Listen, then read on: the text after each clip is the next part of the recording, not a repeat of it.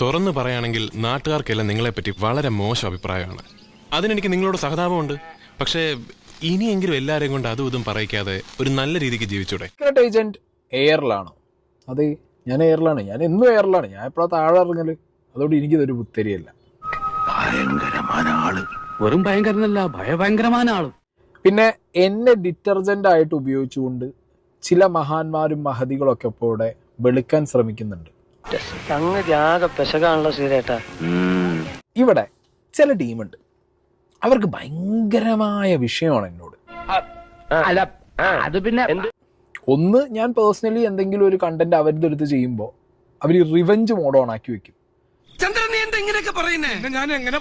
എങ്കിലും ഒരു വഴിക്ക് എനിക്കിട്ട് പണിയാൻ പറ്റുമോ നോക്കി നടന്നിട്ട് ഞാൻ ഏറെ പോകുന്നൊരു സിറ്റുവേഷൻ വരുമ്പോൾ പിന്നെ അങ്ങോട്ട് ഇറങ്ങി ചാടിത്തുള്ളി വരും ചില ദേവദാസിമാരും ചില പ്ലക്കികളും.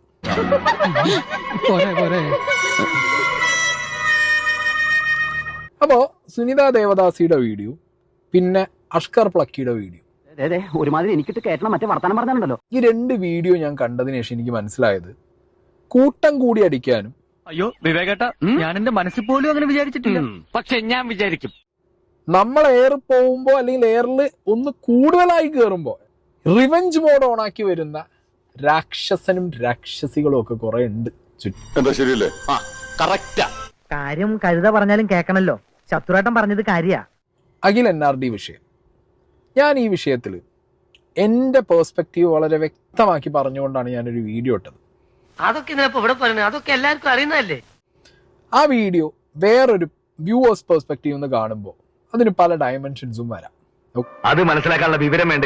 ഞാൻ ചെയ്ത വീഡിയോയിൽ എനിക്ക് 100% ഉറപ്പുണ്ട് ഒരു വ്യക്തിയെ ഞാൻ വ്യക്തിപരമായി ഹരാസ് ചെയ്തിട്ടില്ല. കേട്ടിട്ട് അത്ഭുതം തോന്നുന്നു. വേറെ വൃത്തികേടുകൾ പറഞ്ഞിട്ടില്ല, മോശം തംബ്നെയിൽ ഇട്ടിട്ടില്ല, ടൈറ്റിൽ ഇട്ടിട്ടില്ല. അതിനകത്ത് പറഞ്ഞ കാര്യങ്ങളാണെങ്കിൽ പോലും ഒരു വ്യക്തിക്കും ഹേർട്ട് ആവാതെ വളരെ മാന്യമായിട്ട് കാര്യങ്ങൾ പറഞ്ഞു നിർത്തിപ്പോയ ഒരാളാണ്. ഓക്കെ, ഇപ്പൊ ഇങ്ങനെയൊക്കെ പറയുന്നത് അങ്ങനെ പറഞ്ഞുകൊണ്ടൊന്നും അവൻ രക്ഷപ്പെടാൻ പോണില്ല. പിന്നെ കാണുന്ന വ്യൂവർക്ക് അത് ഏത് രീതിയിലെടുത്ത് എന്നെ ക്രിട്ടിസൈസ് ചെയ്യാം, അതൊന്നും എനിക്ക് പ്രശ്നമുള്ള കാര്യമില്ല. കാരണം ഞാൻ ക്രിട്ടിസൈസ് ചെയ്യാൻ പറ്റാത്തൊരു മുതലൊന്നും അല്ലല്ലോ. എന്നെ ക്രിട്ടിസൈസ് ചെയ്യാം, എന്നെ ചീത്ത പറയാം, എന്തോ ആവാം. എന്നെ വേണേ രണ്ടടി അടിച്ചോ, പക്ഷെ ഞാൻ ഉള്ളത് പറയും. കറക്റ്റ് ആണല്ലേ? കറക്റ്റാ.